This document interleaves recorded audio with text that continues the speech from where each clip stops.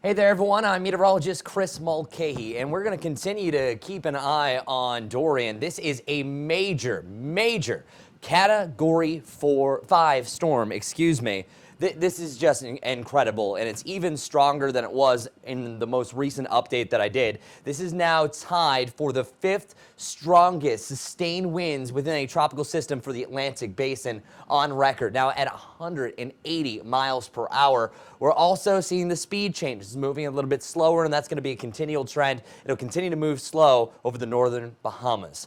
My heart seriously go out to the northern Bahamas because this is a monster storm that's going to slow down. We're going to have storm surge over 20 feet in some locations, up to 20 inches of rain because this is going to be sitting there. And on top of that, you have these devastating catastrophic winds. And the track is a little bit closer to Florida and North Carolina, even compared to what we had earlier. No major changes, though, with the effects that we're going to be seeing. So sustained winds at 180 miles per hour. It's already starting to bear down. We're starting to see the outer side, the western side of the eye wall affecting parts of the Bahamas already. So we are going to see landfall within the coming hours, moving west at 7 miles per hour and then scraping by the mountains or the parts of the Bahamas. It is really going to screech on the brakes, and that's going to intensify the amount of rain that we're going to see. The movement is off towards the west at 7 miles per hour, as I mentioned. I think that could drop down to about 3 to 4. Pressure, 913 millibars. So as long as that pressure is tanking,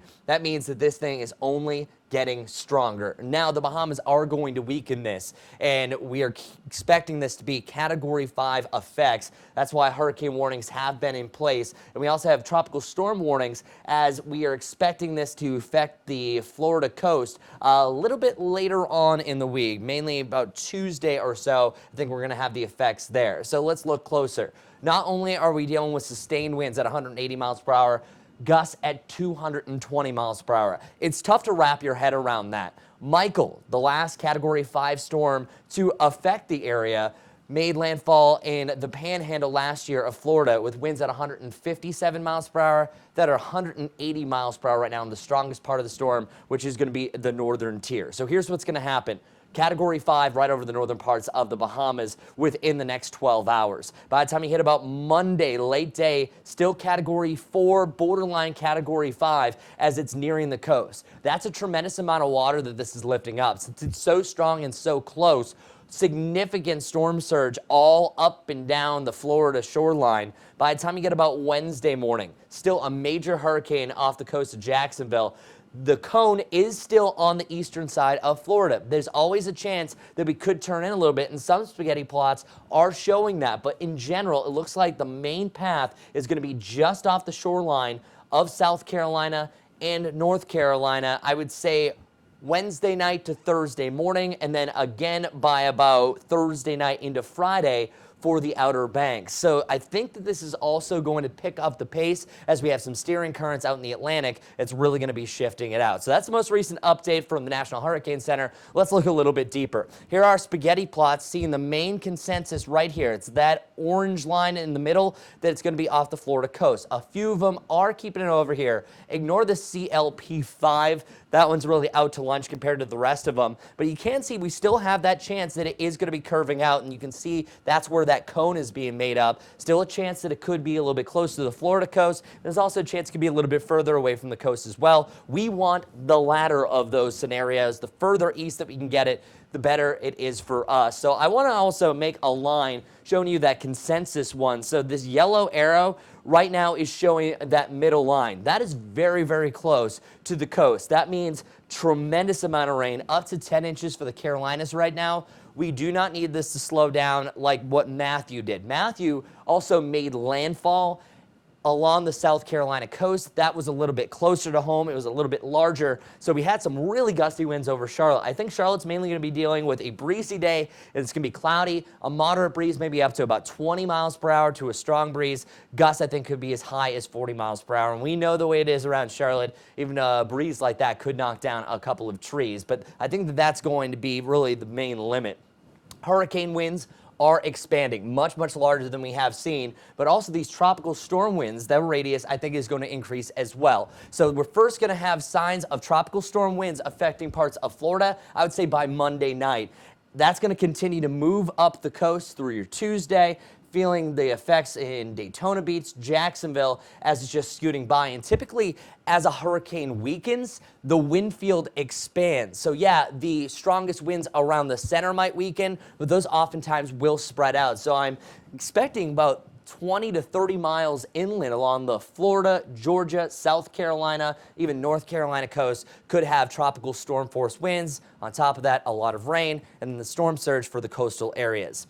Here's a look at your chances for 40-mile-per-hour winds. The tropical storm, by the way, those winds are going to be 39 to 73 miles per hour. At times, the closer the eye wall gets, it'll be close to that 70-mile-per-hour range. And when we give severe thunderstorm warnings, that's for wind gusts up to 58 miles per hour. You could be having sustained winds at that point, meaning hurricane sustained gusts are also going to be possible, about 74 plus. So it looks like Charleston going to be in that likely cone to see some of these winds by your Wednesday night, as we mentioned, for sure happening just off the coast. And then we're seeing that likelihood starting to increase for around Oak Island, closer to Wilmington, by your Thursday morning. Keep that in mind. I think you're going to have a much better chance come Thursday night. It's all about how fast this is going to move. I want to look a little bit closer with the most recent 11 a.m. update to really see how far the middle of this track is. And we still have a chance that this could move inland, and then that is going to rapidly weaken it, but then you're going to have the stronger side over Charleston. That is not what we want. We need to push this off towards the east. Fingers crossed. Start sending out your prayers, because this is a very dangerous storm. And since it's staying over water longer, that means we're going to have a major hurricane right off the coast of Florida for the next few days, and then even close to major status as it's nearing South Carolina. So you can tell that's not all that far. Yesterday, we were looking at maybe 50 miles offshore. Now it's narrowed to about 35 miles. Again, this could change in either direction. That's why we'll continue to keep you updated as it draws a little bit closer. That's not also too far from Georgetown, Myrtle Beach, Oak Island, especially close to this area around Oak Island. That's almost 15 miles from the center of the storm. So you could get nipped, even though this is the weaker side, still stronger winds, the heaviest rain. Not good. Not good. So you need to heed my warning that if anyone lives along this, you have any family, they need to start being prepared. A lot can still change. This isn't until late Wednesday. Even though you're going to start to feel the effects, definitely the waves crashing a lot higher in the coming days. But Wednesday, you need to be prepared if you have anyone along the coast. If you had plans to go there, you might want to rethink it. Charlotte, again, way outside of that. Even though we are on the outer side of the cone, nothing is really pointing that the Charlotte area is going to be directly impacted. But the further west that this goes, the better chance we have for some stronger winds in the Charlotte area, so keep in mind. Bringing up our spaghetti plots, a lot of these are still offshore, so I am trending that is going to be the direction. As of the 11 a.m. update, myself, National Hurricane Center in agreement that this will be offshore. That keeps it stronger, keeps it around longer, but I think it's going to really accelerate it. So we also don't need this sitting around for 2 to 3 days, so good news there. Also, the rainfall totals all lining up as well. The Bahamas is going to see over 20 inches of rain. We're about that 7 to 10 inches of rain right offshore, but you're still going to have some of those higher amounts that are going to be here. Now, if this slows down still along the Carolina coast, we could double some of these numbers. Meanwhile, the Charlotte area just barely on the green. You can see that those rain totals exponentially decrease the further west that you go. So if you're watching from Rockingham, say Chesterfield County, you will have a better chance of maybe up to an inch. Meanwhile, the mountains could see nothing as far as it's concerned, but you are definitely going to be feeling a breezy day come at least Wednesday to Thursday, and it's also going to be cloudy as well. So the concern level, very, very high for multiple reasons along the Florida coast. Still at a medium threat for now around Savannah and Charleston. It's the slowing down over the Bahamas that's eventually going to make this curve. The steering winds out here aren't really going to take effect until we're up here. So that's what's going to accelerate it. But a lot of big question marks are still in play about what it does after it slows down from the Bahamas. Still, we know the general line, but sometimes when these slow down and they're on their own fruition, they might trick you by moving a little bit further west, a little bit further east, but at least for now, we're not looking at any direct landfall from Florida up to North Carolina. Fingers crossed that is going to stay. Again, I'm meteorologist Chris Mulcahy. Thank you so much for joining for these updates. We'll have more updates here online a little bit later on. By tomorrow, we're going to have a much better idea because most recent, the update that we have had keeps that cone now past the Carolinas. You can see it all the way up here. The next update, we're going to have a better chance to get close to that 3-day range. By tomorrow, we'll have a better idea. By later on this afternoon, we'll have a better idea. Since this is so serious, the National Hurricane Center is actually giving updates every hour and a half, so the next one should be around 12:30. Again, thank you so much for joining me. I'm meteorologist Chris Mulcahy. Stay safe.